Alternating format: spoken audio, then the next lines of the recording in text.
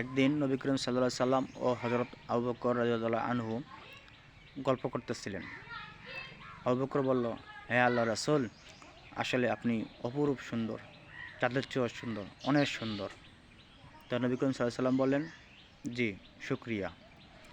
তন্মধ্যে একদিন আবু জেহেল ওই পাশ দিয়ে আবার যাচ্ছিলেন এক সময়, যা দেখতেছে দুইজনে গল্প করতেছেন। আবু জেহেল বলল, হে মোহাম্মদ, তোমার মতো কুৎসিত কালো তোমাকে ভালো লাগতেছে না, তুমি কেমন জানো কুৎসিত কালো। নাউজুবিল্লাহ। এই কথা শুনে নবী বললেন, জি ঠিক আছে, শুকরিয়া। তখন চলে গেলেন।